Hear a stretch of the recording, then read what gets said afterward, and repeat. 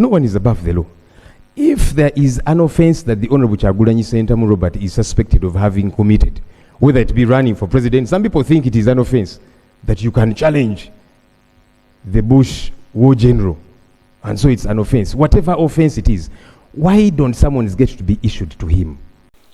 Akulira oludda oluvuganya mu Parliamenti ono nga Honorable Joel Ssenyonyi owa Nakawa West yakalondebwa omupya avuddeyo n'ateeka gavumenti ku nninga. Lwaki amagye poliisi bikyekulungudde ku nnyumba ya Honorable Robert Kyagulanyi Sentamu ono ng'abadde arwaninga oba abadde yeetaba naye mu kalulu aka 2026 nga yesimbawo ku kifo ekyobukulembeze bw'eggwanga okuva kaluwe kaggwanga ennaku z'omwezi 15. Amagye ne poliisi bazze beebulungulula ekifo saako n'ekitundu kyonna eky'Emagere eno Bobi Wine gy'abeera, era nga wetwogerera Bobi Wine aliira ku nsiko. Kino nno gavumenti ekyesambye nga egamba nti no teraba nsonga lwaki enoonya Bobi Wine, era Bobi Wine ali ku lugendo lwe yekka nga ne yekka. Gavumenti teri munoonya. Kati nno bino bituuse mu Palamenti. Joel Ssenyonyi yeekubidde enduulu era ayogedde ku kintu kino n'agamba lwaki gavumenti egenda mu maaso n'okuba nti n'ekyalondola Bobi Wine weebanga kituufu akalulu yakawangula mu mazima. Wano nno ebigambo bino nno tebireese Palamenti kyekimu, era ng'olunaku lwaliro Palamenti ezzeemu okutuula. Saako ono minisita avunaanyizibwa ku byamawulire ono nga ye Dr. Baryomunsi amuzzeemu era nga bawanyisiganyizza ebigambo ebisongovu. Sooka owulire nga bawanyisiganya ebigambo. Congratulated them. It's okay. You have people to congratulate you. Right, Honorable Speaker.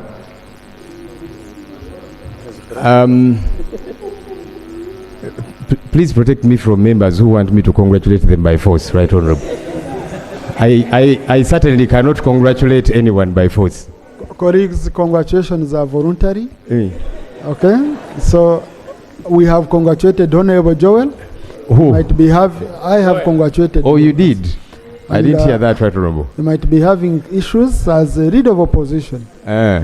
Anyhow, Honorable Speaker, I wanted to react to your communication and also seek for some guidance. Last week we were here briefly as we were sending off our colleague, the Honorable Stella Isodo. We had just come out of the election. I did raise some critical concerns.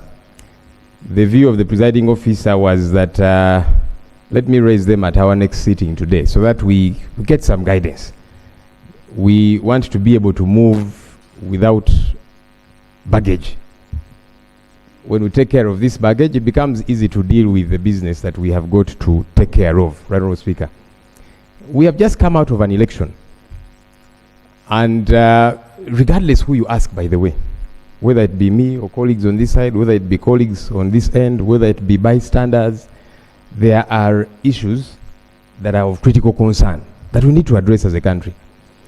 I'm hoping colleagues have taken time to read reports, observer reports, because the Electoral Commission did accredit observers to observe our elections.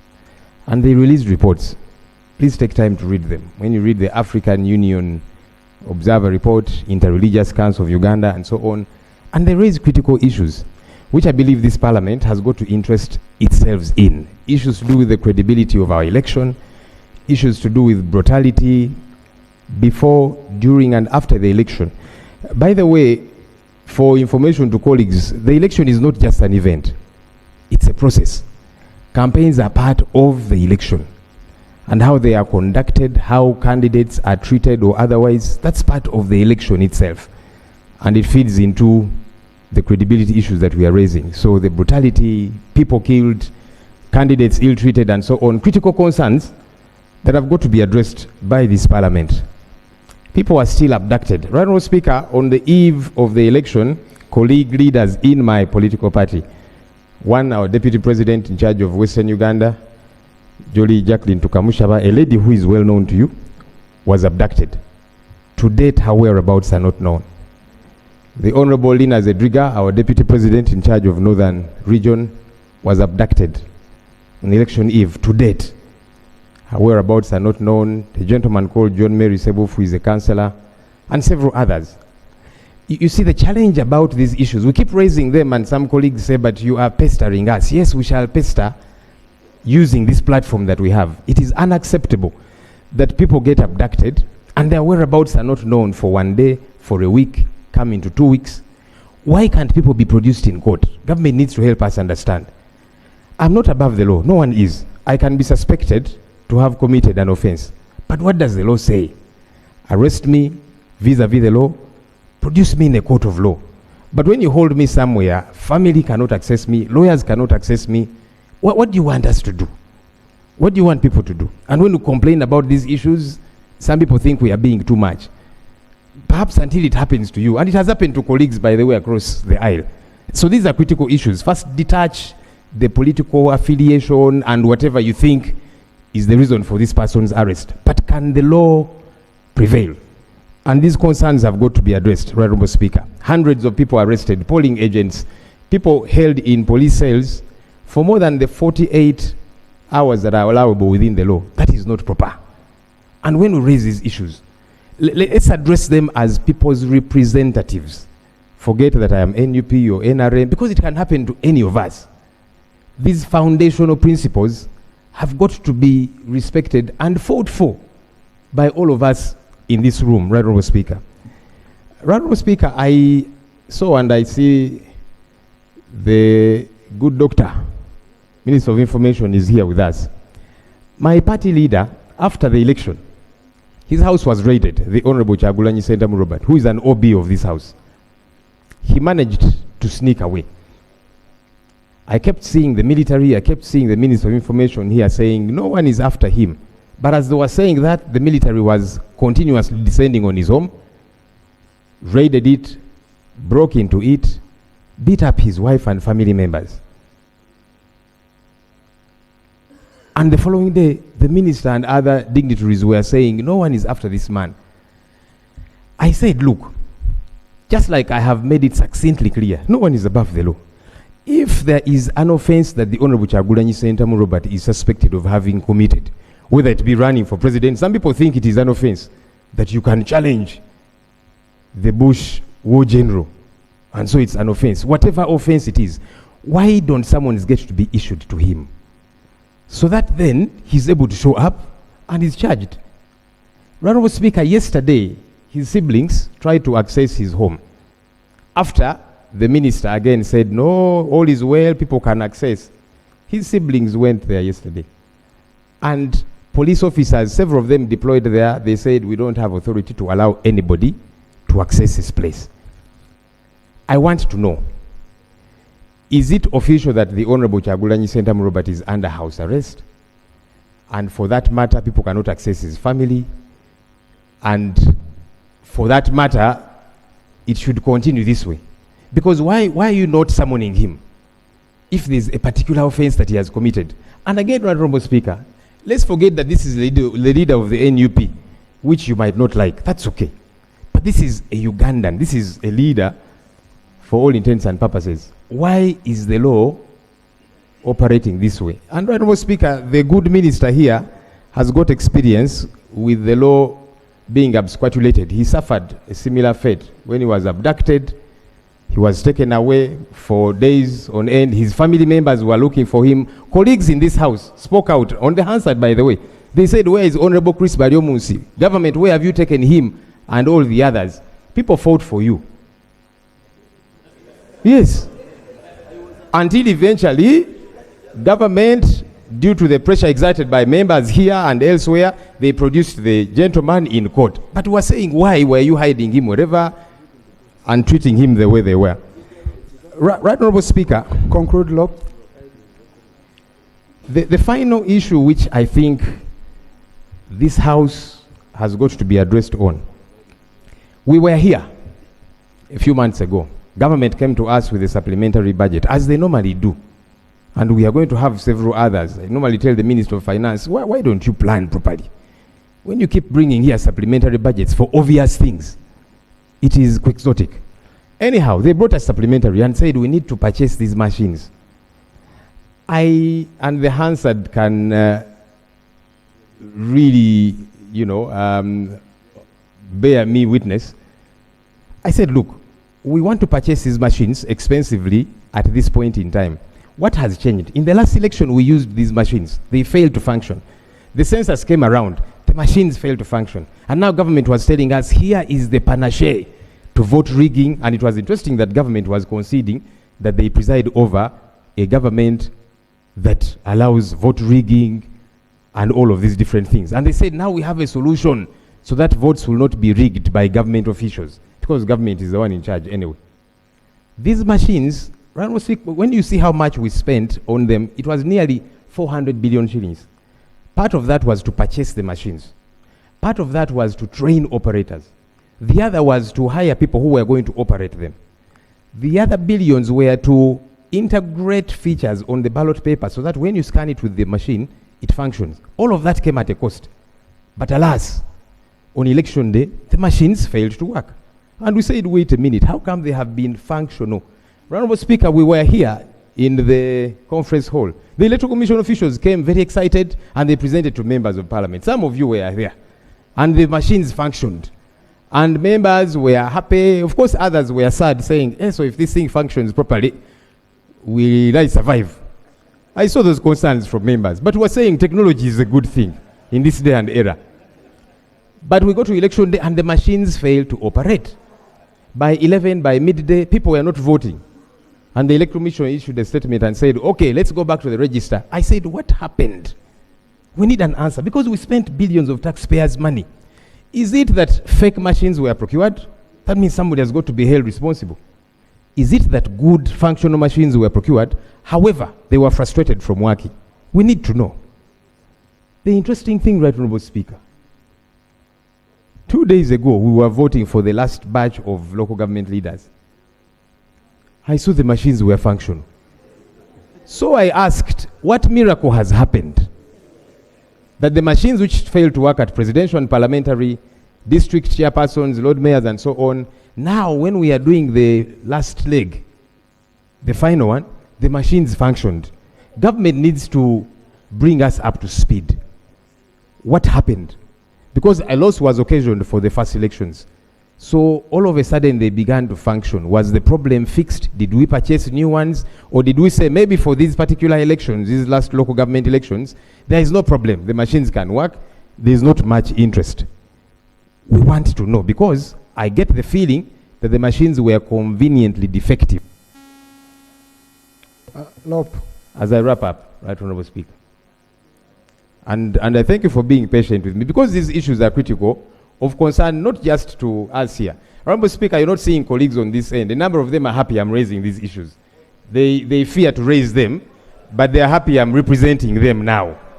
Yes, because for you, are you not bothered that 400 billion shillings was misused? It went down the drain. Would that not build roads in your constituency? Fix hospitals? Because whenever, during the budget process, and you're going to see, members across will be standing up. My road, it has been on promise, it's been on waiting list for a long time. This money would fix those things. But now it went down the drain. Right Honourable Speaker, we need answers to these questions. I thank you. About many things, including that the home of the Honourable Kyagulanyi is a prison. But I want to say that, first of all, a prison presupposes that there are prisoners in a premise. That home is not a gazetted prison. The Honourable Kyagulanyi himself is not there. So I want to state categorically that that home is not a prison. There may be inconveniences, and security may have reasons for their presence there. I think those ones we can iron out, but the home of the Honourable Kyagulanyi is not a prison. 2, abductions. We don't abduct, we arrest. So if you breach the law, you get arrested. And we can account for all those people under custody. They may delay to be produced, but we don't abduct as government. Thank you. Honourable Minister for information, and then you can come. Thank you very much, Right Honourable Speaker. I also take the opportunity to congratulate colleagues who went through and thank whoever participated. I think many of the issues to do with the arrests, the Minister of Internal Affairs has commented. But just to recap what I told the country as the Minister of Information, is that there are no charges being preferred against the Honorable Kyagulanyi, and the state is not looking for him. He's a free man. And that's the point I made. He chose on his own volition to go into hiding. The state is not interested in him, otherwise the state would pick him from wherever he is, because we know. We have technology to trace people, but because we are not interested in him, that's why I said he's free to be in his home. At the moment, he's not at the home, but he's free anytime and members of his family. There is a light deployment at his home, not to harass anybody, but for Ugandans not to use the home as a public disorder hub for purposes of security. There are security interests. And therefore there is some access control. Because again, also when the head of the home is not there, you wouldn't want the whole crowd of Ugandans to just swim there. So there's some control, but harmless. So, leader of opposition, your leader is not wanted by the state, and advise him to be at home, provided he doesn't engage in law breaking. There is no problem with that. Secondly, it is not true that I have ever been abducted by this government. In 2012, we had an issue in this house where a colleague died in circumstances which were not clear. I was tasked by the House as a commissioner of Parliament to be part of the team to find out what had happened. Unfortunately, there was like a misunderstanding between the government and us in Parliament, and I was arrested on my way to Fort Portal and detained at the Ginger Road Police Station, produced in the Buganda Road Court, given bail, and for 9 months we battled with the government, and I defeated the government and forgave the government. Yes. And actually, Mr. General Kare Kaihura apologized to me officially, because I also told the president that I am a qualified medical doctor and I knew what I was doing in that investigation. I remember we had an argument before, and I told him I will defeat you in the court because I am a senior doctor, highly qualified by the way, and there is no law I had broken, and indeed court agreed with me. So insinuations that I was abducted, I know the Honorable Ssenyonyi wants to use it all the time and the opposition, but that one is long past, so I just wanted to clarify. And I was working as a commissioner. Point of order. Okay. Mr. Speaker, first of all, I have not said anything since I came here. But the Honorable Chris Baryomunsi, who was charged for stealing Nebanda's body parts,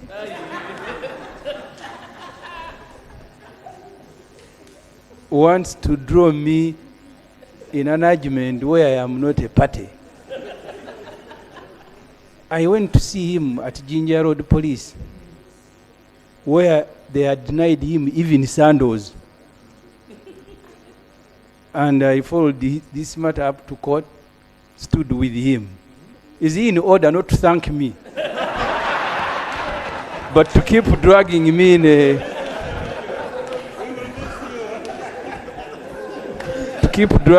in his submission and create an impression that I have said something, yet I have said nothing? Is he in order? Honorable Semuju, when Honorable Chris was presenting, I saw you, on your face I saw signs which are not usual. You are not the usual you. So I think since he's a qualified doctor and highly qualified, he might have understood you better, that you're concerned or you are so. So, but at least you should thank Honorable Semuju for what he did. No, actually, Honorable Semuju is my friend. Did he bring you sandals even though he just observed and went away?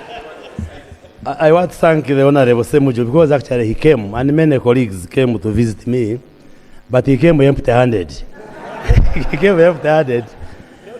But I appreciate he was concerned, but he even wrote a story in Observer which misquoted what he claims I have said, but that's for another day. But I want to thank him and the other colleagues. And I remember the Honorable Amuriat and the Honorable Nabu Kenya and the Honorable David Bahati stood surety for me in court. So it's true, there was support in the Parliament during that time because we were fighting for the welfare of a colleague who had died in circumstances which were not clear. And I've always said, if it happened again, I would still do the same that I did then, to fight for the rights of somebody, especially who can't speak for himself or speak for herself in those circumstances. So I have no regrets for what I did on behalf of Parliament then as a parliamentary commissioner. So you should never use it to blackmail me or to think that I will feel shy because of the role that I played as a commissioner in this house. But I also want to put on record that the charges were not about stealing body parts. No, it was not about stealing body parts.